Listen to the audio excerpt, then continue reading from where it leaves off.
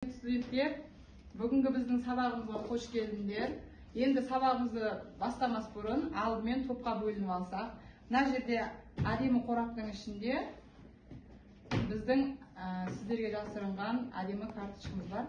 Соны алдымен алып алсақ, және сол бойынша топқа бөлінсек. Енді ретімен келіп алыңдар. Келесіңіз. Топқа бөлінгенде не қатырса, топ бойынша ұстап тұра бермен, не қаретмен, бетмен, түргетмен, бәрін бір-бірлерімен. Ай, шіркін.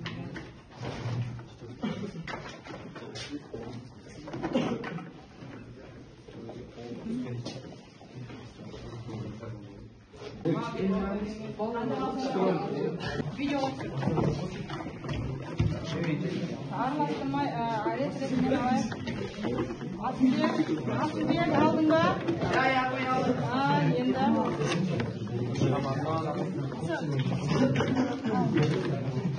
Енді. Топқа бөлінеміз. Бірінші топқа Facebook тобы, бірінші қатарға, екінші қатарға WhatsApp, үшінші қатарға Instagram, төртінші қатарға TikTok. Бәрін ретмен түсіріп WhatsApp-пен егер ашып, бүгінгі күнді жазып, сіздермен өткен сабақта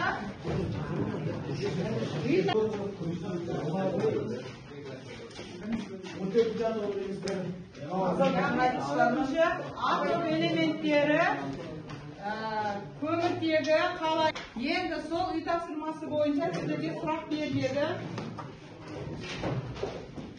Аяқта сізге сұрақ, неліктен су күрделі затқа жатқызамыз? Неліктен суды күрделі сутекті мұқты қалдырды? Алтынды неге жай затқа жатқызамыз шыңғыз? Bir ғана элемент, bir ғана атынан тұрады. Дұрыс. Келесі, периодтық жүйеде металдарды көрсет дейді. Периодтық жүйеде металдарды көрсете қойшы. Металдар қатары қай қатар дейді? Периодтық жүйеде металдар қатары.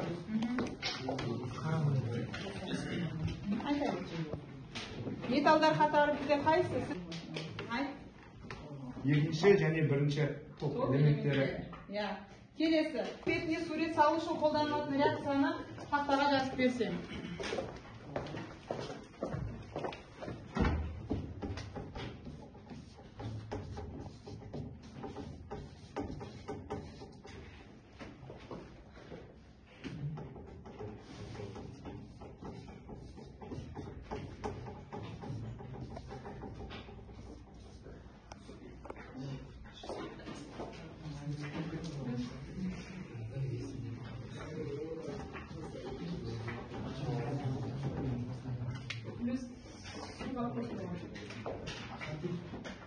Кім түзейді Нұргелдінің қатесін?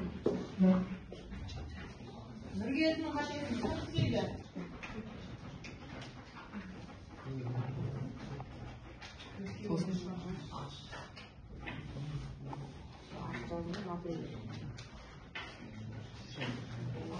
Ой, молодец! Келесі сұрақ. Шынына әртүрлі түске қалай бояймыз? Алмас? Шынына әртүрлі түске қалай бояймыз?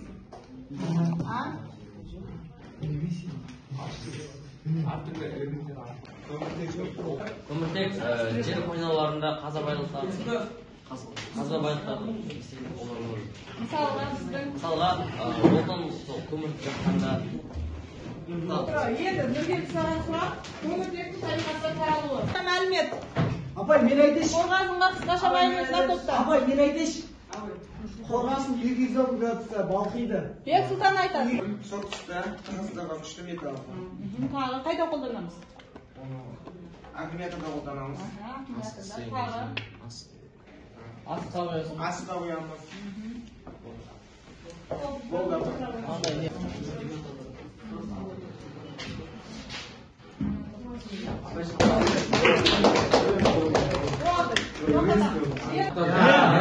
Бейметалдарға күкірт, оттек, сутек, хлор, фосфор, азот жатады ма? Металдардың өзіне тән жылтыры болады дейді. Бейметалдарға магниттік қасиет тән ба? Жоқ. Металдар сұйық, газды заттар ма? Жоқ. Металдар электр тоғын өткізеді ма? Өткізеді. Бейметалдар қатты сұйық газ түрінде болар ма? Металдар табиғатта көп таралған ба? Өте тамаша. Енді бүгін сіздерге мен 4 топқа ребус орындаймыз. Келесі топқа ребус сөз жұмбақ береміз. Топтық жұмыс. Сөз жұмбақты орындай отырып, қазір жауабын айтамыз.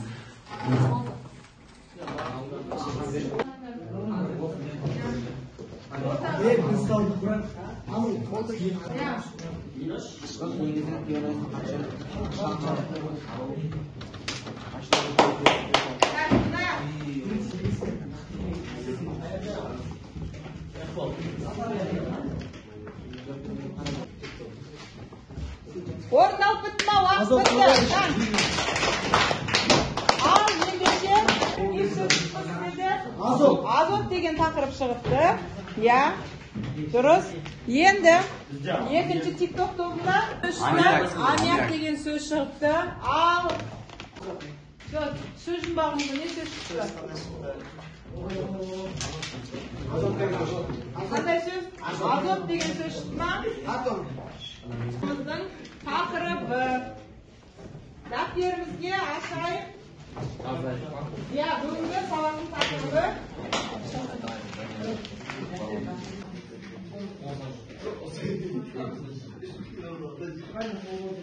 тақырыбын жазып сабақпен танысса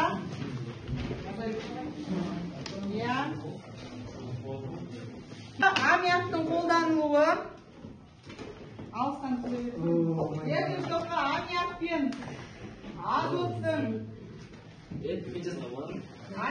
азотты салыстыра отырып азоттың қолданылуы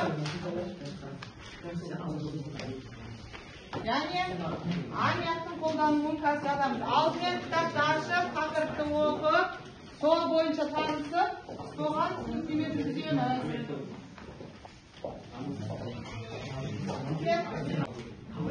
Болды. Енді болды, кеттік. Facebook қай топқа дайын?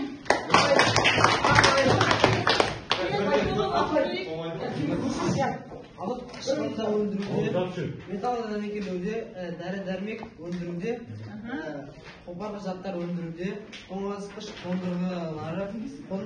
қондырғыларында тыңайтқыштар өндіруде қолданылады. Ары қарай.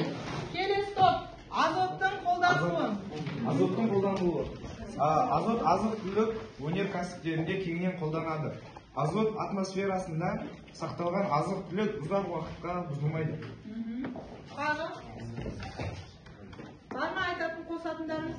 Сүңгуірлер су астында өте тереңдікке түскенде сығылған ауаның орнына азотты гелмен ауа жұтады. Келесі топ.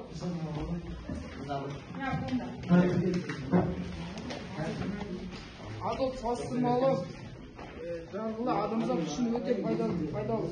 Азот молекуласында еселік байланыстың түрі күш байланысы. Вен диаграммасы бойынша салыстырамыз. Енді аммиакты. Аммиак суда өте жақсы еритін өткір иісі түпсіз газ. Аммиак барлық тотықсыздандыру реакциясында тек қана тотықсыздандырылады. Аммиак жақсы. Ортақ не қасиет бар? Аммиак пен азот адамзатқа керек және пайдалы. Келесі. Нұргелді сендерден құран мен қонысында жазу керек еді ғой, негізі өткенде. Азот тіршіліктің көзі. Ауада 78% азот бар екен бізде. Яғни біз азотты ауа қабатын жоғары қабатын бөлшегінде болса, оның біз алу үшін негізінен найзағайдың жарқылы арқылы да ауадан бөліп аламыз азотты, және жоғарғы температура азот немен аламыз? 3000 градус температурада алады екенбіз азотты. Және найзағайдың арқылы сосын 3000 градус Цельсийде ала алады екенбіз. Азот бізде ауадан жерге түскен кезде топыраққа сіңеді. Топырақ арқылы өсімдіктер де, жануарлар да сол топырақ арқылы өздерінің бойына сіңіреді екен. Және оны пайдалана отырып біз адамдар осы жануарлар мен өсімдіктер немесе жеміс-жидектерді жеу арқылы біздің бойымызға сіңіреді екенбіз азотты. Адамның организмінде азот 3% бар екен. Ал 78% ауада болса, адам өмірі 3%. Оның ішінде жаңағы жануарлар мысалға бізде өнімді жегеннен кейін оны қорытып шығарған кезде қайтадан нитраттарды бөліп шығарады екен. Яғни тыңайтқыш ретінде ол қайтадан топыраққа енеді екен азот. Ал енді азотты негізінен алғаш ашқан кім азотты? Қарадыңдар ма оқулықтарына? Азот ашқан кім? Сіздерге жеке-жеке тапсырма берейін. Осы сабақты екі барысында аудармашы деген тақырып түсті. Тапсырма сендерге Facebook тобына, ал WhatsApp тобына азоттың оксидтерін, тұздарын ажырату арқылы белгілеп шығамыз. Сосын кім жылдан тақырып тұрады? TikTok тобына видеоға түсіп қалдым. Аударма болсаңдар, или қайтадан не бар? Instagram тобына енді осыны топпен тез ара орналасса тез болса.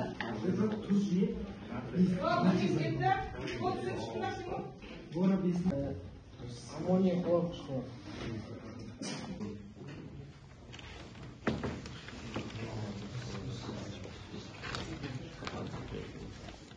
Бүгінгі сабағымызды қорытындылайтын болсақ, егер бүгінгі сабақ ұнаса, жүрекшені көтереміз, қолдарыңыздағы стикерлер арқылы. Екіншіден, егер сұрақтарыңыз болып түсінбесеңіздер, комментарий қалдырсаңыздар болады бүгінгі сабаққа байланысты.